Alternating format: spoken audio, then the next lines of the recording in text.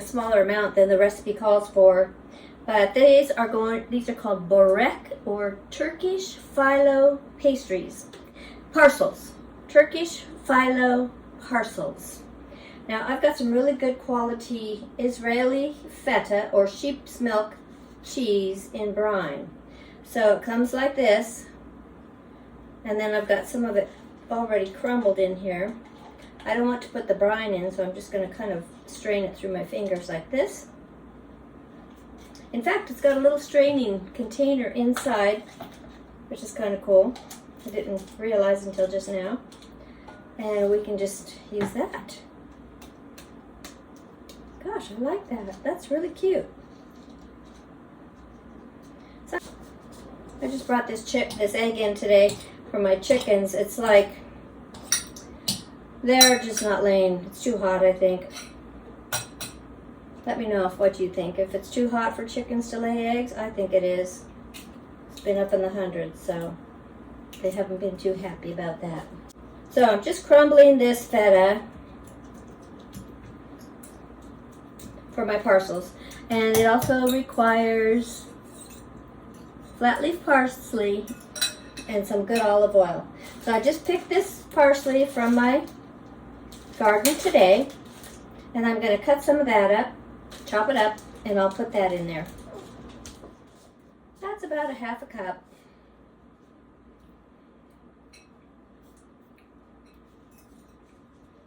Get that in there, mixed in real good.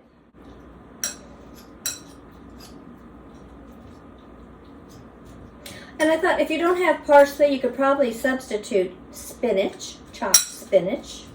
I think that would be really good. Another thing that might be good is chopped artichokes or asparagus. I would try that.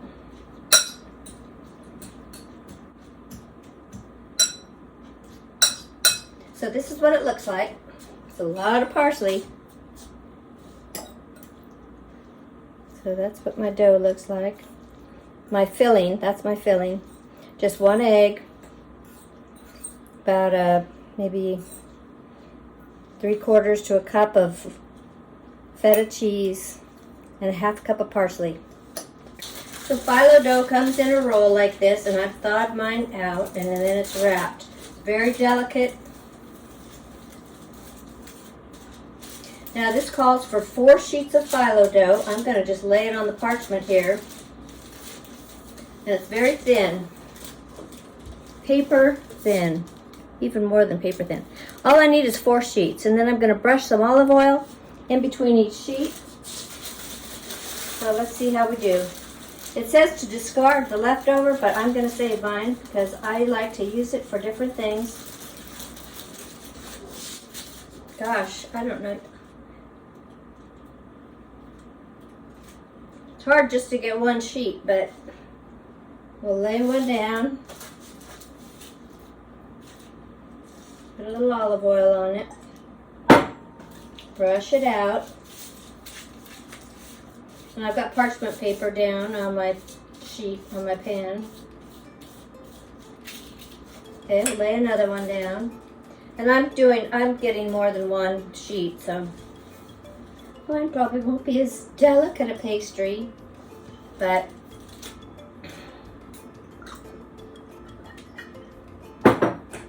I like to work kind of fast. And this is what gives it that beautiful, crispy, crunchy. So I try to get out to all the edges. Crispy, crunchy taste.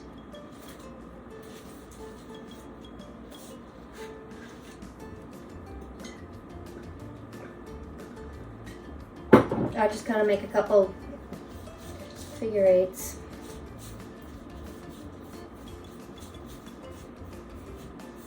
Work fast because it does get dried out easily, and it's so hot today.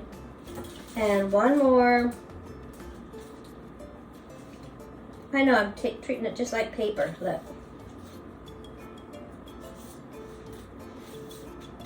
One more. Brush it out.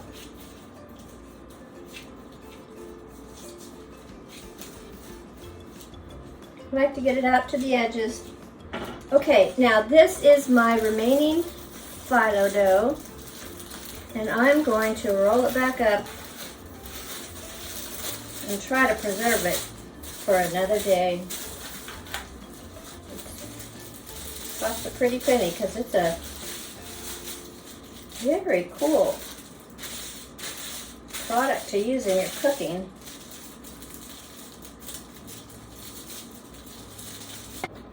Okay, now I'm going to cut this into strips. 2.5-inch strips. So I believe it's probably about 10 inches across. I am going to go right down the middle. Let's see, maybe I should measure it. Oh, it is 9 inches across. Oh. It's 8.5 inches across, so I need 2.5-inch wide strips. So I probably should do thirds. So I'm going to start here, work my way down like this, and then I'll start here and work my way down.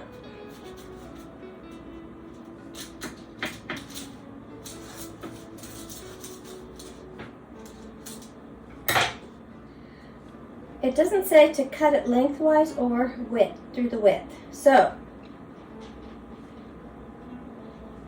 it said 4, so 1, 2, 3, 4. I should have gone across.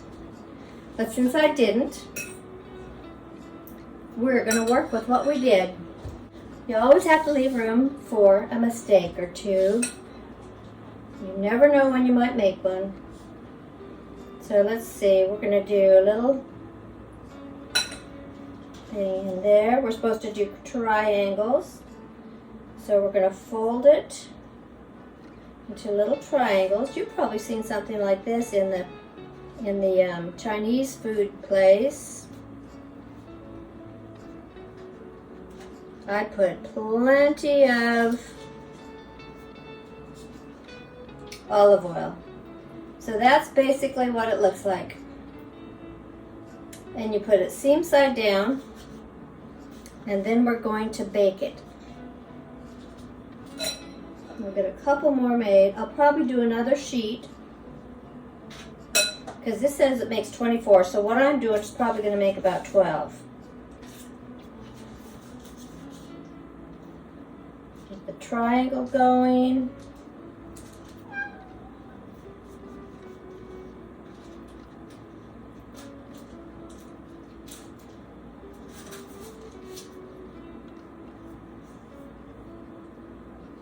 The little triangle.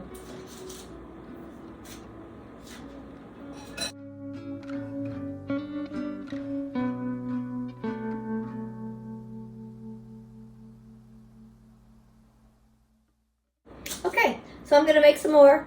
We'll get them in the oven, and then we'll taste them with our tzatziki sauce and our baba ganoush. So the last thing we do, my friends, is we brush each one with a little more olive oil. Before we pop them in the oven for 20 minutes. So here you have it, my friends. Beautiful feta parcels with tzatziki sauce and fresh tomatoes from the garden.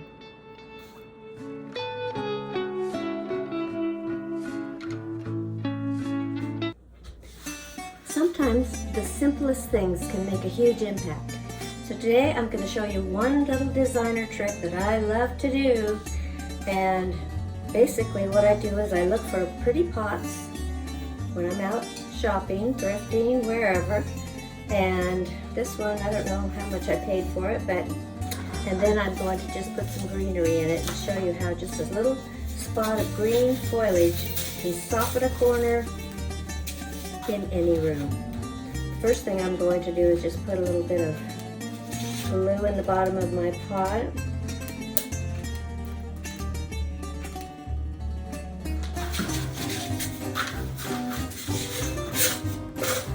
that down in there. And then I cut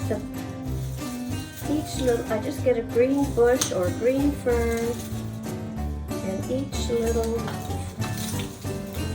frond is going to be part of our design. We want to make it look as full as we can.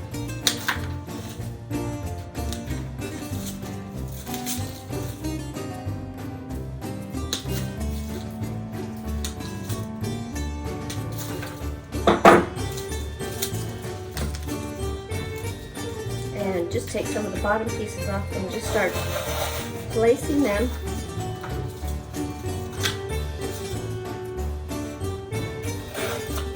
until you get the desired fullness.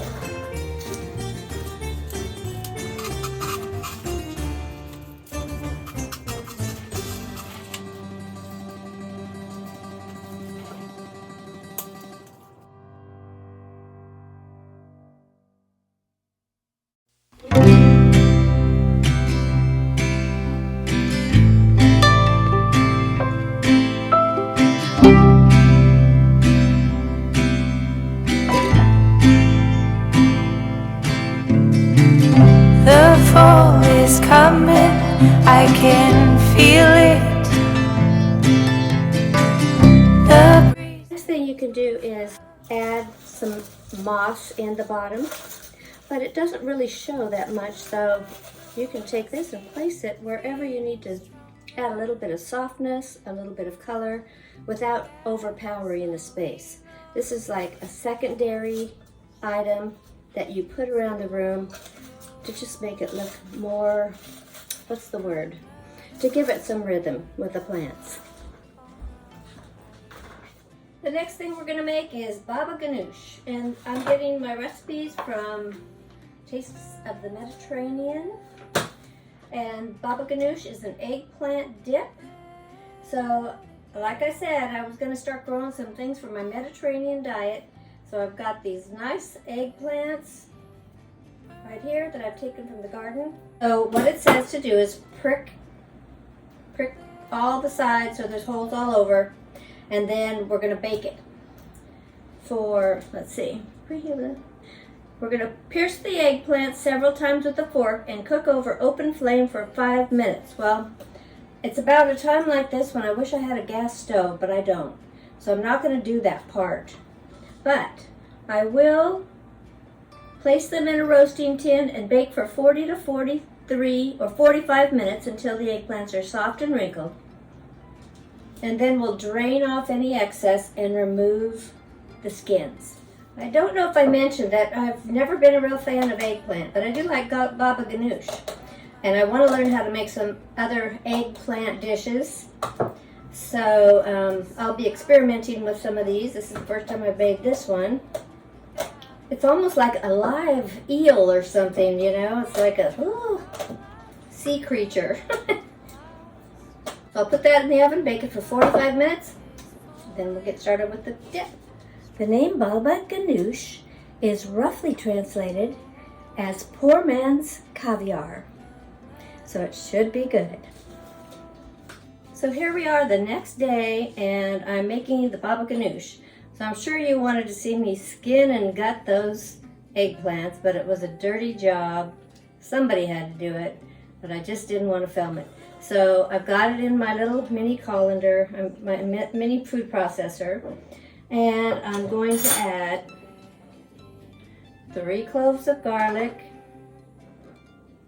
a half a teaspoon of ground cumin,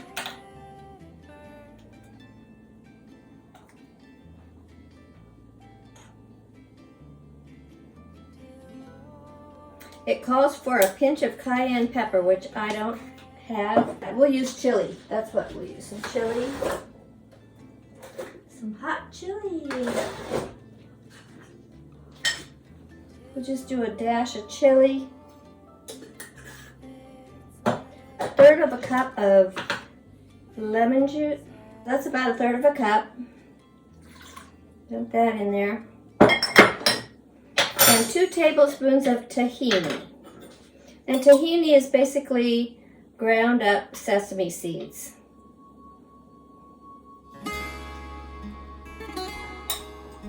probably a good source of protein.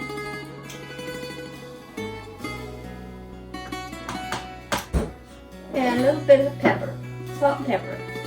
Dash of pepper. A little bit of olive oil.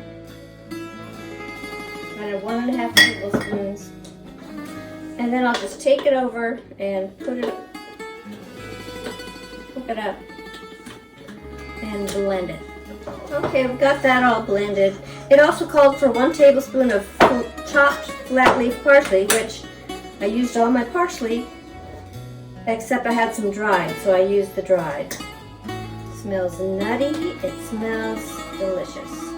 Next time you have a party, or if you just want to make a healthy dip, and use some of that eggplant,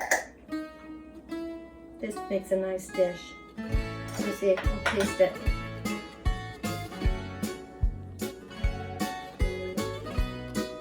Oh, it's good. With a nutty taste with a little lemon. Very kind of zesty. And so I've got baba ganoush, which is eggplant dip, tzatziki, which we made yesterday. I've got some pita breads that I just toasted, some crackers, and I just had 3 of these left because I had them for dinner last night. So I heated them up in the microwave for 30 seconds. And I told you we'd try one. So I already know they're good with the tzatziki because that's what I had for dinner. So let's give the baba ganoush a try with one of our little goat cheese. No, it's sheep cheese, isn't it? One of our feta parcels. Huh.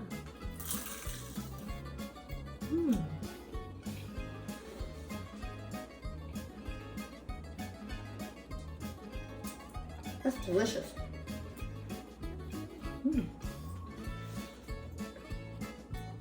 I hope you try it. These are really good.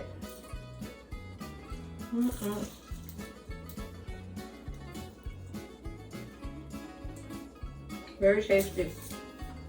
I've been wanting to do a Kantha throw for a tablecloth, and I thought this one is beautiful for fall. So I'm going to do a quick little table setting.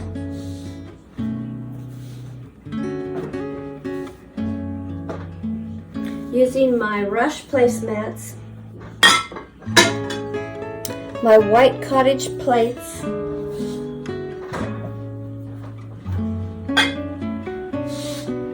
and my Pioneer Woman bowls. I think they go great together.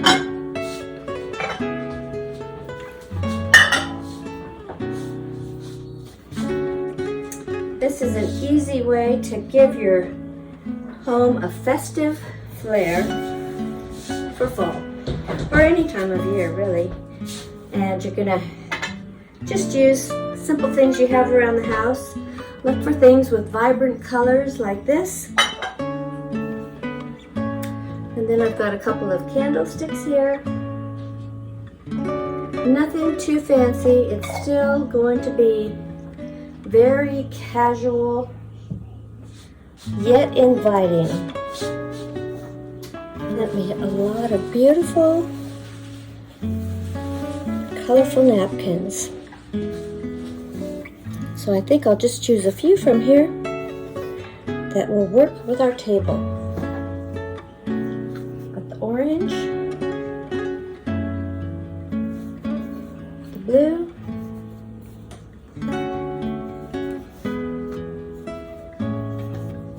I think I like these.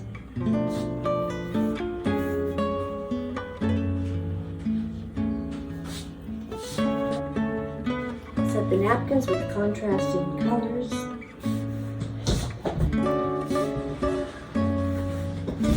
Add some glasses and silverware, and we'll have a beautiful warm table setting for fall. What do you like to serve for fall? I like to serve butternut squash soup and lasagna. I'm just doing a table setting for 4. Remember when we made this little greenery arrangement?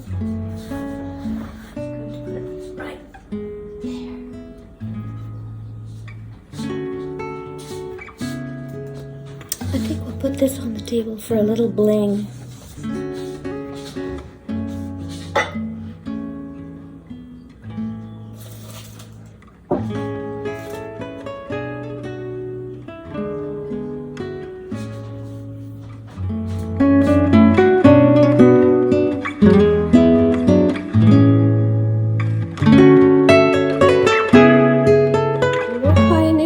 Glasses with the water glasses.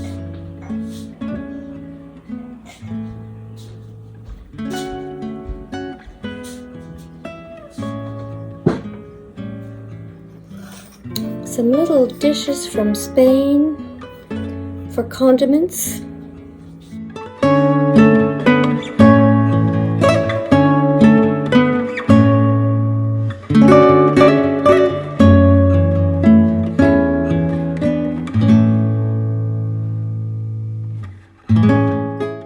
Some petite wine glasses.